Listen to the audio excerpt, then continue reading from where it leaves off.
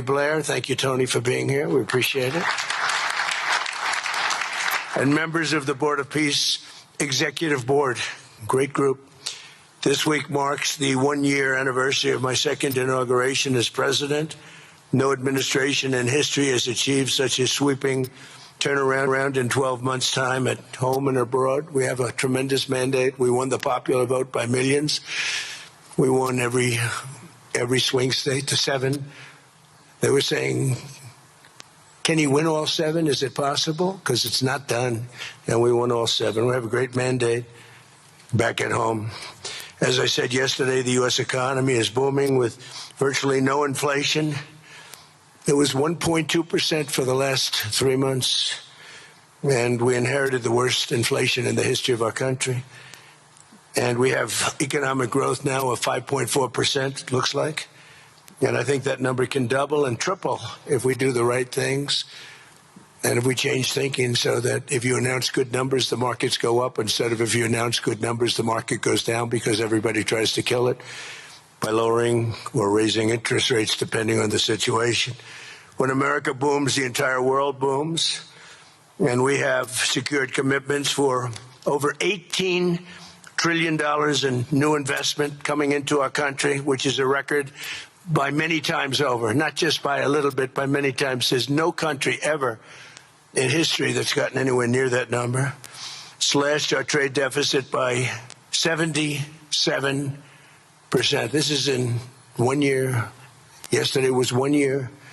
And signed historic trade deals with nations from all over the globe. Today, the world is richer, safer, and much more peaceful than it was just 1 year ago. We put out all those fires. A lot of people didn't know, including me, that some of those wars were going on. And some of them were going on for, in one case, 32 years, in another case, 35 years, and another one, 37 years. We were very happy to stop the war that had started with India and Pakistan, 2 nuclear nations. And I was very honored when the Prime Minister of Pakistan said President Trump saved 10 and maybe 20 million lives by getting that stopped just before bad things were going to happen. As president, I ended those 8 wars in 9 months, including Cambodia and Thailand. And by the way, many of the leaders are here. Kosovo and Serbia, the Democratic Republic of the Congo and Rwanda, Pakistan and India, Israel and Iran, Egypt and Ethiopia. We're working on that right now. I met yesterday with a very good general and a very good leader of Egypt. We're working on a dam that was built which precludes the Nile River from getting water. It's a little tough situation, but we'll get that settled. I really had it just about settled in my first term, and then we had a rigged election. It took me out of commission for a little while, but here I am back. We'll get it settled. But it's a pretty tough situation. A dam was built, and the water doesn't come down to the Nile. When I think of Egypt, I think of the Nile, but I think of the Nile with water in it. Armenia and Azerbaijan, who, I mean, a lot of these leaders have become my friends. They become my friends. They're here. And, of course, the war in Gaza, which is really coming to an end. We have little fires that we'll put out, but they're little. They were giant, massive fires, and now they're down to little fires. We can put them out very easily. We have 59 countries that are involved in peace in the Middle East. Many of them not in the Middle East. They're near the Middle East, but they're not in the Middle East. And many have said that if Hamas doesn't do what they promised they would do, and I think they probably will, but they were born with rifles in their hands. They were literally born. The first day they had a rifle put into their hands, but they have to give up their weapons. And if they don't do that, it's going to be the end of them. But many countries have told me we want to go in and do it, and they really aren't countries that you traditionally think of as being involved in that. But that's the fire. Hezbollah in Lebanon, we have to do something about that. But these are I call them remnants. They're small remnants compared to what it was before. It was massive, large, powerful countries fighting each other. In another great victory for the ultimate goal of peace in June, we obliterated Iran's nuclear enrichment capacity with we call it Operation Midnight Hammer. And it was midnight, it was dark, no moon, and every single one of those bombs from the B-2 bombers hit the air shafts and went deep into the earth and totally obliterated everything that they were doing. They were 2 months away from having a nuclear weapon. Can't let that happen. And Iran does want to talk, and we'll talk. We've also hit ISIS in Syria, and very strongly, as you know. In my first administration, I took out al-Baghdadi, the founder of ISIS, and he was trying to start it up again because due to the tremendous talent of General Raisin Kane, as I call him, he wiped out ISIS in a period of 3 weeks in my first term. You know, we had a great first term, but the second term is, I think, blowing it away, actually. But we took out ISIS, and we had it was gone. But during the Biden administration, it formed again a little bit. We hit it very hard in Syria. And Syria, by the way, I spoke with the president, is making a lot of progress, tremendous progress, actually. We're very happy about that. We took off all sanctions, which gives them a chance to breathe. And he is working very, very hard, and I think he's going to put it all together. So many things are happening, many good things. Threats to Europe and America, the Middle East, and other places are really calming down.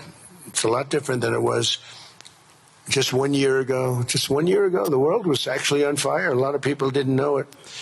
And in Nigeria, we're annihilating terrorists who are killing Christians. We've hit them very hard. They've killed thousands and thousands of Christians. What's that all about? Much of this unprecedented success is possible because I rebuilt our military in my first term, and now we're making it even stronger. We have a budget of over $1 trillion this year, and next year we're going to $1.5 trillion. Our country's never done better economically. We're taking in numbers that we've never taken in, not only the fact that the investment is at 18 trillion plus, but our jobs numbers, everything is, I think, maybe better than ever before. I think you're going to see and a lot of you are investing in our country. I think you're going to be extremely happy with your investments. I think you'll see numbers like you haven't seen before. I also secured commitments from virtually all NATO allies to increase their defense spending to 5% of GDP. Everybody but Spain. I don't know what's happening with Spain. Why would they not do that? They want a free ride, I guess, huh? Every country but Spain increased to 5%. I don't know why. We're going to have to talk to Spain. With America's renewed attention to security of the Western Hemisphere, I've stopped the invasion on our southern border and designated the drug cartels as foreign terrorist organizations. And you probably saw that we've virtually stopped almost 100% all drugs coming in by water. Now we're going to stop them on land. The land is easy. The water is tough. But that's down now. I heard it just last night. It was 97. Now it's 98.1%. And we're trying to figure out who are the 2% that are willing to get onto those boats. I don't think they watch television or the news. But we've taken out almost 100% of all of the drugs coming into the United States by water. And now we'll, I think, very easily stop them on land. That's the easy part. We wanted to wait till the other was taken care of. And earlier this month, thanks to the unrivaled skill, power, and might of the U.S. military, we have the most powerful military in the world by far. We captured the outlaw dictator Nicolas Maduro, and the people of Venezuela are very happy about it. And we're having great relationships with the new leaders of Venezuela. The relationships have been good. We're opening up the country to our giant oil companies, and it's going very well. We've already taken out, think of this, 50 million barrels of oil, and a lot of that's going to go back to Venezuela. They'll do more income with us in a short period of time than they did in years because as much oil as they have, and they have a lot, just about the most.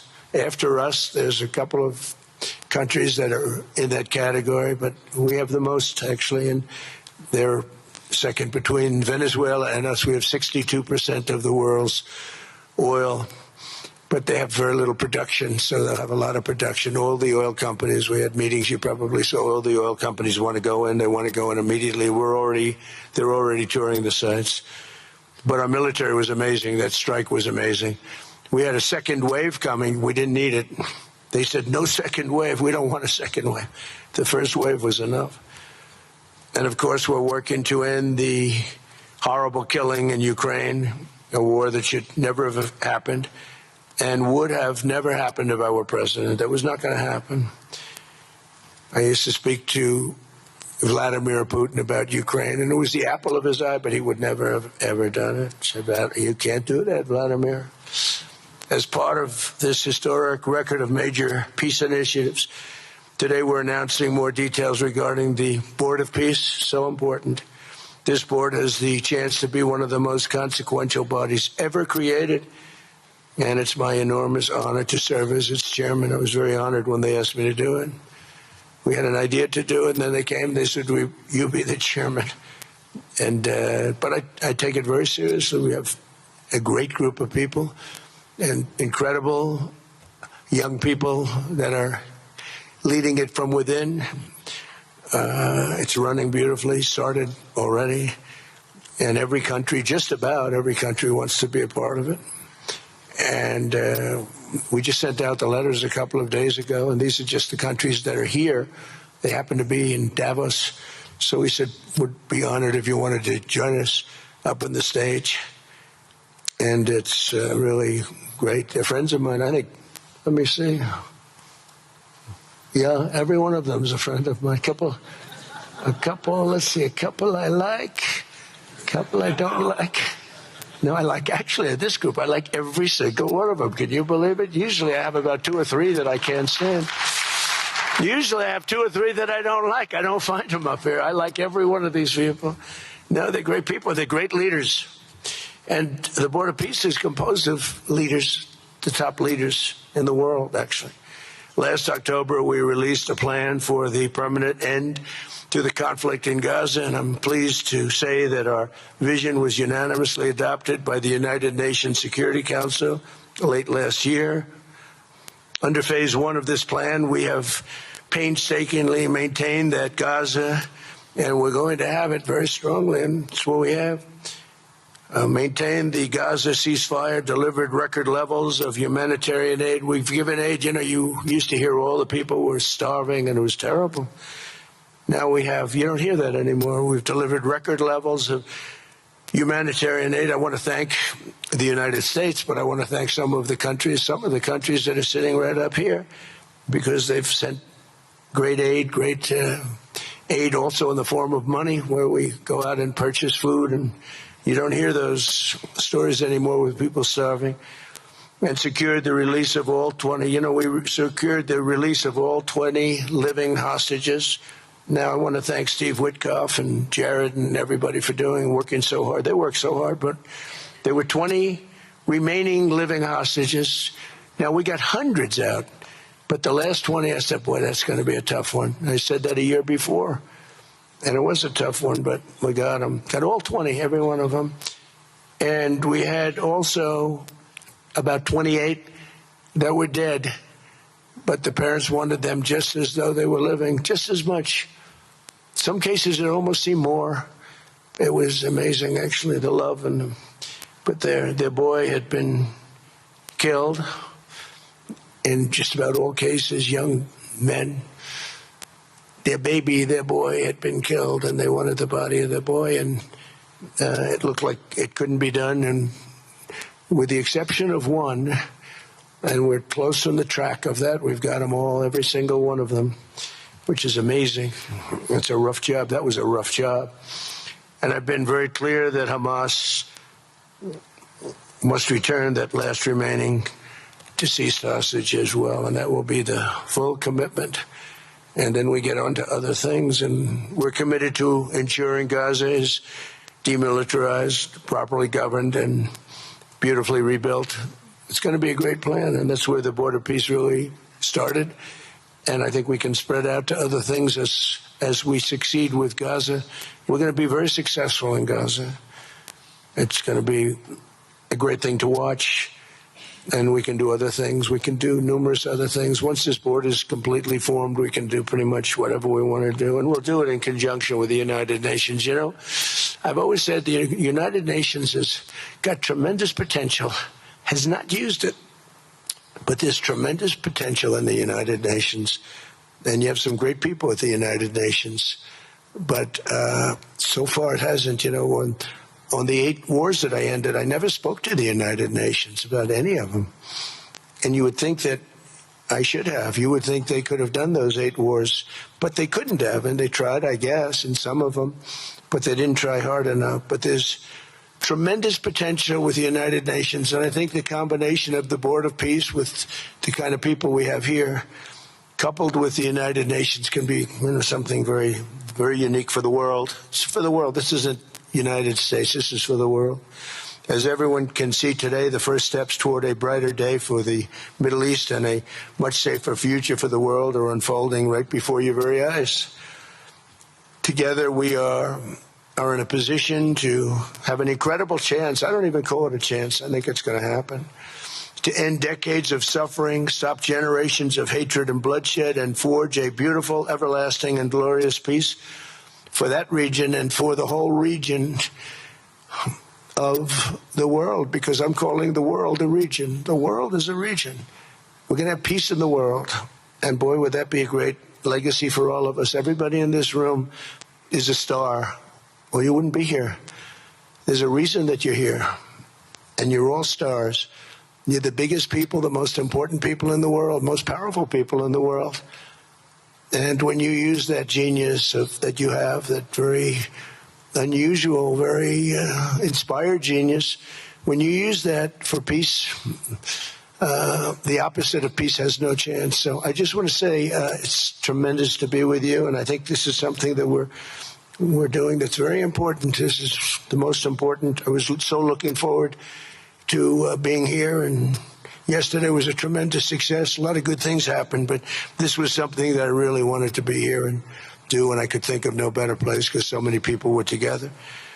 And now to bring the Board of Peace into full force, I ask Sheikh Isa of Bahrain and Foreign Minister Barita of Morocco to join me in signing and ratifying the Board of Peace Charter. Thank you very much, everybody. Appreciate it. Thank you.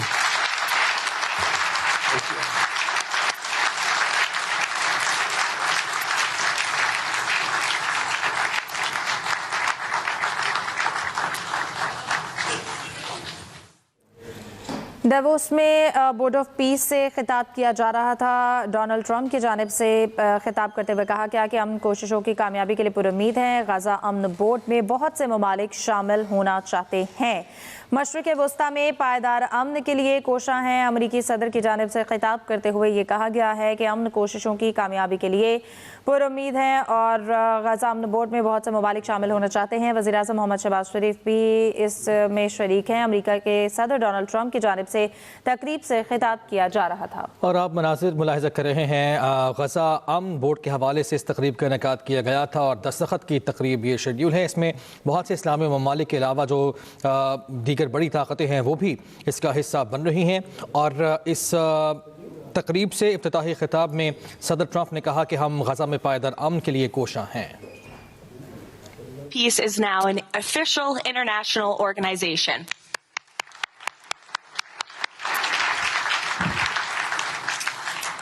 We will now continue the signing ceremonies, beginning with the President of Argentina and the Prime Minister of Armenia.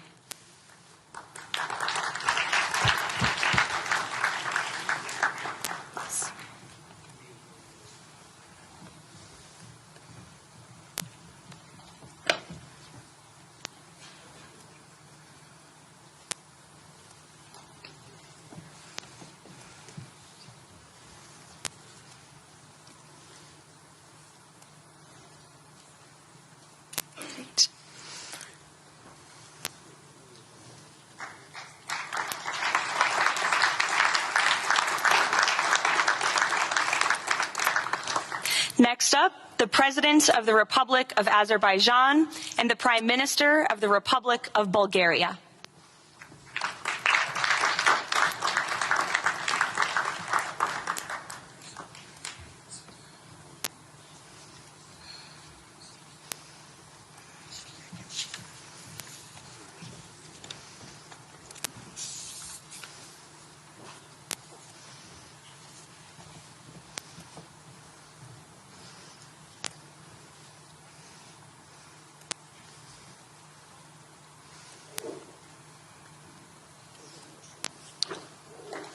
Thank you. Next, the Prime Minister of Hungary and the President of the Republic of Indonesia.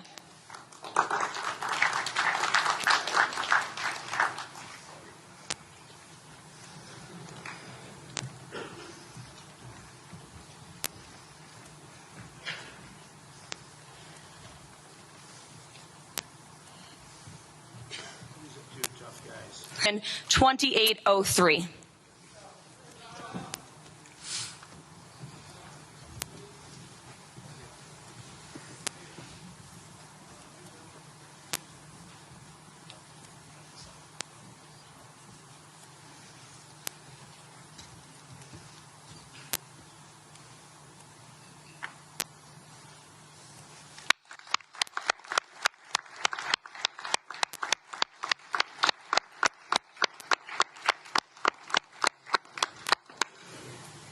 Congratulations.